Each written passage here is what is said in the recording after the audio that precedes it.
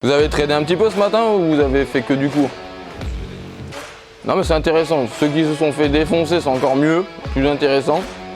Ceux qui ont gagné, très intéressant aussi. Mais est-ce que vous avez tous cliqué?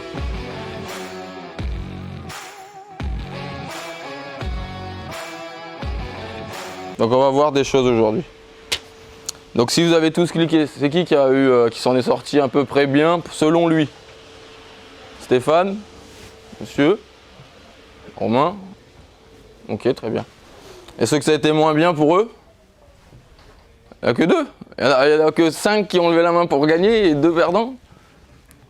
Regardez ce qui est marqué, les gars. L'échec n'est pas le contraire du succès. Il fait partie du succès, les gars. Donc, il y a qui s'en est pas sorti ce matin? Il n'y a plus que Émeric maintenant. Bon, c'est pas grave. Non, mais une fois sorti, il y a non. Toi, je t'aime bien, toi. Donc, alors pour ceux que ça n'a pas été, est-ce que vous avez ressenti des émotions? Parce que normalement, vous êtes en simulation, ok. On n'a pas forcément les mêmes émotions en réel. Mais si vous êtes impliqué dans votre simulation comme si vous le ferez en réel, forcément, vous avez déjà quelques émotions quand même. Moi, j'ai envie de gagner dans tous les cas. Ouais. Pourquoi j'ai pas su décrypter la tendance du marché en vrai? Est-ce que tu as été frustré du coup? Ouais. Ok, intéressant, c'est très intéressant ça, mec. Et ensuite, est-ce que vous avez eu, enfin, vous étiez frustré, vous avez été en colère? Comme là, je vois que tu as éteint du coup ton écran, du coup, tu es passé en mode passif. Voilà. Tu es passé en mode passif. Non, c'est intéressant, tu vois, c'est encore. Tout est lié. Hein. Et tac, tac. Et est-ce que vous avez été déçus aussi? Parce que je parle avec Émeric, mais j'aimerais en fait ressentir vos ressentis à tous. Parce qu'en fait, ça va donner la complémentarité du cours qui va suivre. Moi, ça me frustre beaucoup quand je perds. Alors explique-moi. Ouais, c'est que, ça dit que. Est-ce que tu attends toujours le marché à ton plan en ordre limite ou est-ce que tu rentres au marché comme un porc? Comme ça? Bon, ça dépend. Des fois, je Voilà, tu rentres. C'est pour ça que c'est important. On va expliquer après, c'est d'avoir, quand tu as ton plan de trading, tu as fait ton analyse, tu tiens ton plan. Tu tiens ton plan, tu as décidé que tu allais l'acheter à 170,02, c'est 0,2. C'est ton ordre limite. Il y a une petite bougie, il arrive comme ça. Hop, donc là imagine, là c'est 170,02 ma main. Hop, le marché vient à 170,000, il repart. Est-ce que tu ferais du coup comme un pot? Une bougie verte, 2 bougies vertes, j'achète. C'est vrai ou pas? Et là, au final, après, il vient à ton prix ou un tick en dessous. Et là, tu as coupé parce que tu as eu peur. Voilà, Et du coup, tu es plus confiant de revenir à 0,2 parce que tu dis non. Et là, il était bon ton trade. Ça, c'est ça. ça m'arrive souvent ça. Ah ouais. Ah, mais le trading, c'est uniquement le timing. Hein. Souvent ça. Plus, mais j'ai encore ce truc-là de. C'est quel truc? Quel truc? Hein? Parce que tu dis, j'ai encore ce truc-là de vouloir jouer safe, mais il y a un autre truc. Bah, plus porter mes couilles si tu préfères. Ouais, si tu veux, mais pas que seulement. C'est porter ses couilles, il y a des gens, ils portent leurs couilles, ils sont en prison. Hein. Ça veut rien dire. Hein. Faire plus confiance. Voilà, c'est ça. Établir vraiment pas la stratégie, parce qu'on justement on vous apprend la stratégie, mais de l'établir et de la respecter en fait. C'est ça le plus dur. Parce que tenir un trade sur 5 ticks, c'est facile. Quoi. Je pense que maintenant tout le monde est capable de le faire ici. Hein. Tenir 5 ticks.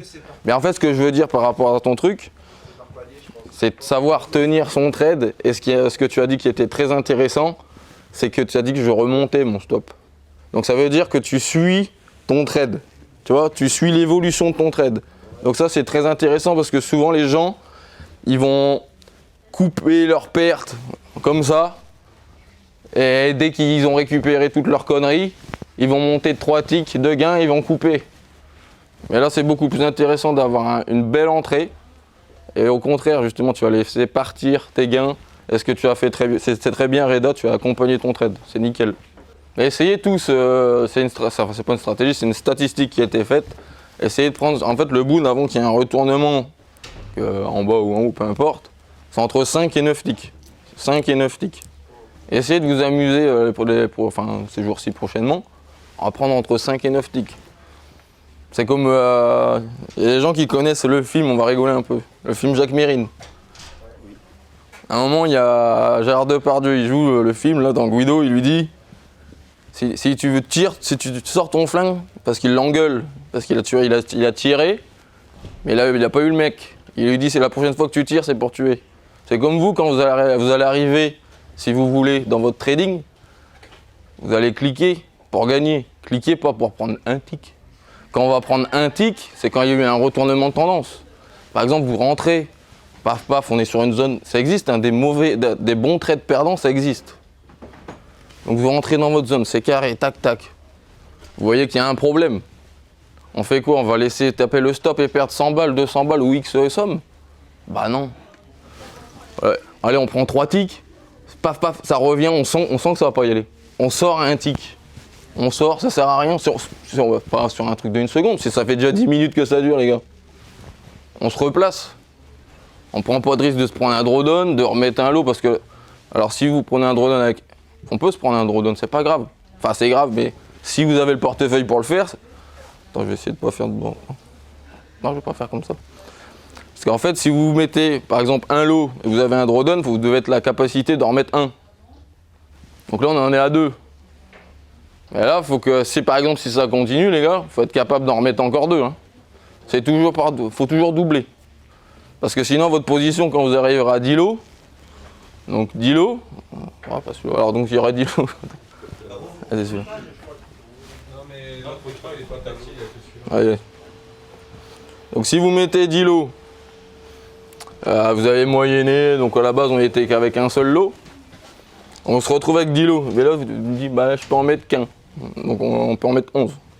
Ben, tu vas le mettre, même si tu l'as pris au plus bas ou j'en sais rien, tu mets ton 1 lot, il va rien se passer. Hein.